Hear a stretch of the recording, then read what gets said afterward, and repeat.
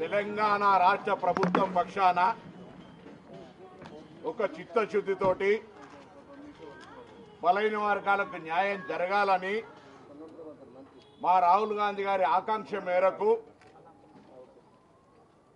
కులాలకు సంబంధించిన సర్వే ఒక శాస్త్రీయ పద్ధతిలో రాష్ట్రంలో ఉన్నటువంటి ఐఏఎస్ అధికారులందరినీ వినియోగించి 1,00,000 మంది ప్రభుత్వ ఉద్యోగులను గ్రామ గ్రామాన ఇంటింటికి పంపి ఈ యొక్క సమాచార సేకరణ చేసి ఇలా ప్రజల ముందు ఉంచినాం.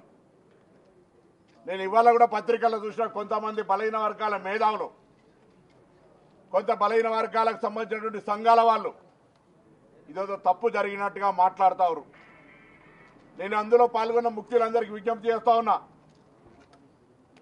ఈరోజు మధ్యాహ్నం రాష్ట్ర మంత్రిగా కంటే ప్రభుత్వంలో బలహీన వర్గాల బిడ్డగా లేదా సమాజంలో ఒక బలహీన వర్గాల బిడ్డగా మీ సంశయాలను తీర్చడానికి మేము ఒక ప్రతినిధి బృందంగా మీరు ఏడికి రమ్మంటే అక్కడికి రావడానికి సిద్ధం.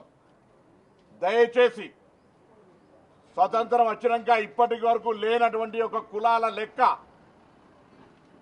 ఇలా కులాల లెక్క దొరికింది. మనకు న్యాయం జరగడానికి కొరకు 46%, 56%, 70%, 90%, ఆ శాతానికి న్యాయం జరగడానికి ఒక రోడ్ మ్యాప్ ఇవ్వని ప్రెషర్ చేద్దాం. ఇప్పుడు జరిగినటువంటి ఇన్ఫర్మేషన్ ఎగ్జిక్యూషన్ కు తీసుకుపోదాం. నిర్ణయం నివేదిక దాకా వచ్చింది. నివేదిక అమలు జరగడానికి కొరకు అందరం కలిసి ముందుకు పోదాం రమ్మని కోరుతా ఉన్నాం. మాకేం బేషిజం లేదు.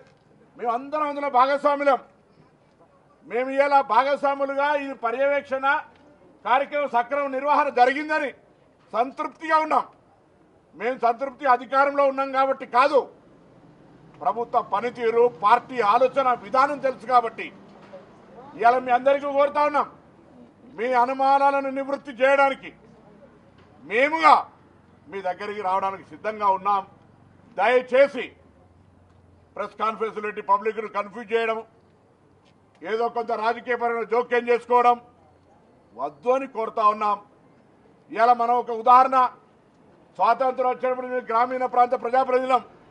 ఒక గ్రామానికి రోడ్డు లేకపోతే దీర్ఘకాలిక సమస్య అయితే రోడ్డు ఫార్మేషన్ చేసినాం. ఇవాళ కులాలకు సంబంధించి ఒక లెక్క వచ్చింది. ఈ ఉన్న లెక్క, వచ్చిన లెక్క, దాన్ని పూర్తి స్థాయిలో న్యాయం జరగడానికి, పథకాలను పెట్టుకోవడానికి, నిధులు కేటాయించడానికి, సప్లాన్ తెచ్చుకోవడానికి, ఇతరత్ర బీసీలకు లాభం జరిగేటువంటి విధంగా సూచనలు, సలహాలు, నిర్ణయాలు ఇవ్వండి. గుడ్డు మీద ఎంటికలు లెక్క పెట్టినట్టు ఇంకోటి ఏదో చేసినట్టు అద్దు. దయచేసి మీ అందరికి కోరుతా ఉన్నా. ఘర్షణ లేదు. ఇలా బలహీన వర్గాలకు న్యాయం చేయాలనేటువంటి ఒకటే ఆకాంక్ష. ఆ ఆకాంక్షకు అనుగుణంగా ఇవాళ సిఎల్పి మీటింగ్ అయిన తర్వాత మీ దగ్గరికి వస్తాం. అందులో ఉన్న వాళ్ళంతా మిత్రులమే, కలిసి పనిచేసినటువంటి వాళ్ళమే. నేను పెద్దలందరి దగ్గరికి ఇవాళ రిటైర్డ్ జస్టిస్ ఈశ్వరయ్య గారు కావచ్చు, రిటైర్డ్ ఐఏఎస్ చిరంజీవులు గారు కావచ్చు, చంద్రకుమార్ గారు కావచ్చు, మాజీ ఐపీఎస్ అధికారి పూర్ణచంద్ర గారు కావచ్చు, జాజుల శ్రీనివాస్ గారు కావచ్చు, కృష్ణయ్య గారు కావచ్చు, వకలాభరణం కావచ్చు, వీళ్ళందరికీ కోరుతా ఉన్నా. అందరూ 2 గంటలకు నేను సిఎల్పి కాగానే మీ దగ్గరకు వస్తా. మా కార్యాలయం నుంచి మీరు ఎక్కడికి రమ్మంటే అక్కడికి మేము అందరం కూడా వచ్చి జరిగిన పరిణామం అంతా కూడా మేము వివరించడానికి సిద్ధంగా ఉన్నాం. దయచేసి ఇలా ఒక కొత్త ప్రక్రియ, ఒక సమాచారం దేశంలోని 29 రాష్ట్రాలు ఎక్కడ లేని విధంగా ఇలా ఒక సమాచారం తెలంగాణ ప్రభుత్వం సేకరించింది. దాని మీద తర్కం వద్దు. దాని మీద